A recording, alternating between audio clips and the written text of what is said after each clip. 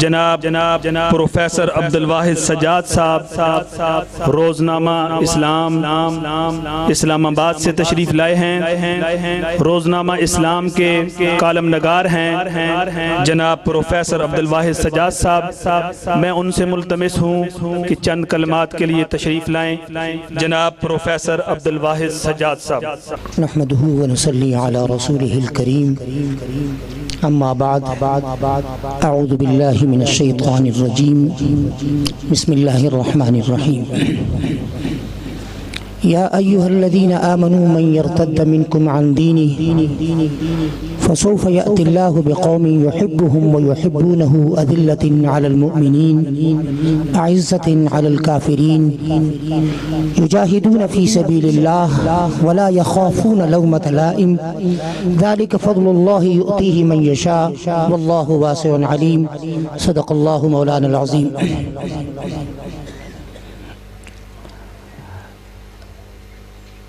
معزز مشائخ، علماء کرام،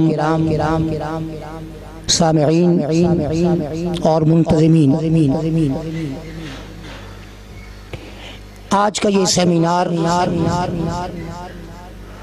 حضرت قاضی مظہر حسین رحمہ اللہ کی گراں قدر خدمات کے حوالے سے انعقاد پذیر ہوا۔ یہ انتہائی پرآشوب دور ہے۔ ایک بحران، ایک فتنہ ختم ہوتا ہے، دوسرا جنم لیتا ہے۔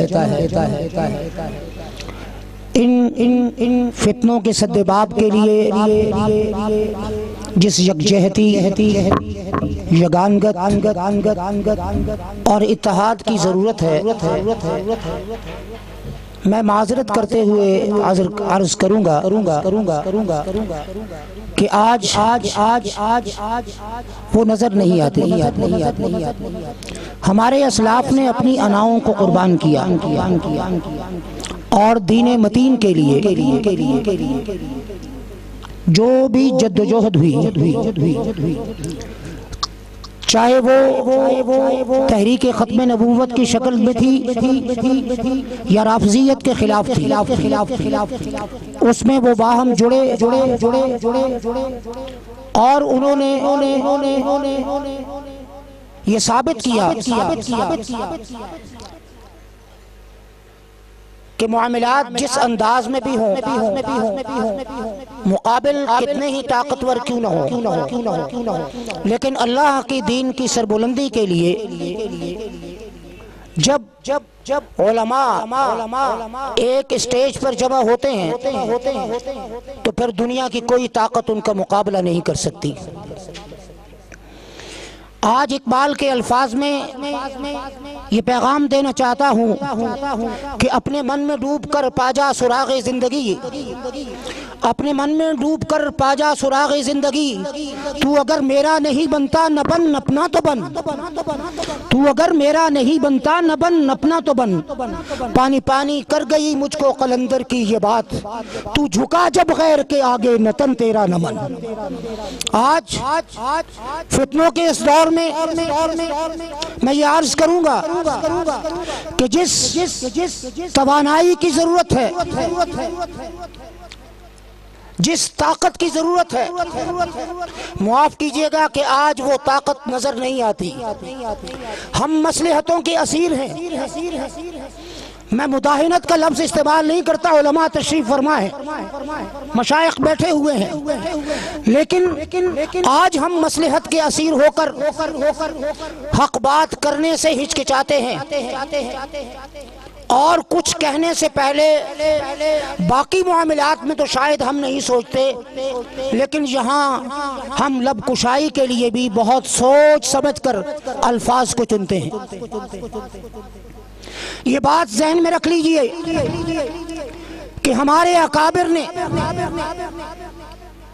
असागिर के सर पे हाथ रखा और नतीजा ये हुआ कि एक ऐसी लौट तैयार हुई, एक ऐसा ग्रोह तैयार हुआ जो आलिम भी थे और जो कारकुन भी थे, और उन्होंने अपने अकाबिर की आवाज पर लब्बैक कहा और किसी भी मलामत करने वाले की मलामत की परवाह उस तरह नहीं की जिस तरह उनके अकाबिर नहीं किया करते थे।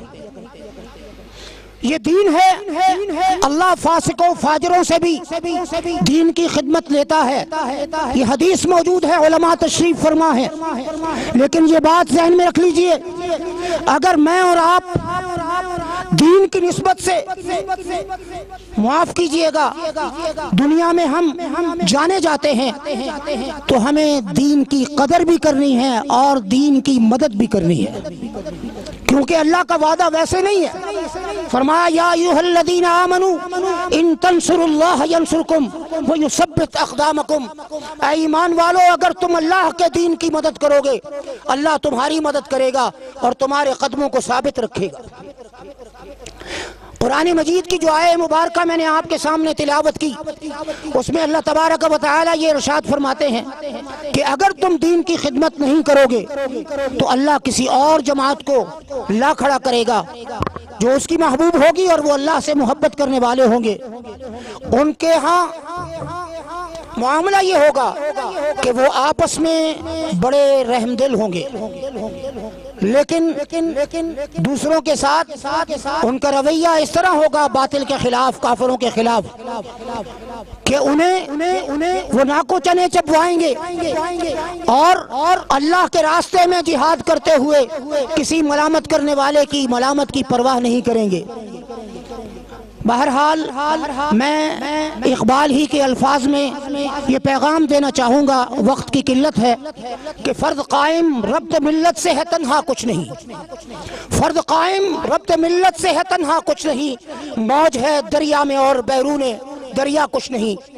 और जब आप मिलकर जद्दोजहद करेंगे, फुरूई बातों को पसे पुश डालेंगे, उसूलों पे मुश्तरकात पे इकट्ठे होंगे, तो ये बात ज़हन में रख लीजिए, जिस तरह हमारे अकाबिर कभी किसी महाज पे पसपा नहीं हुए, जानों को नजराने दिए, अपनी अनाओं को कुर्बान किया, तो अल्लाह तबारक व तआला हमारे लिए भी कामयाबी के दरवाजे खोलेंगे।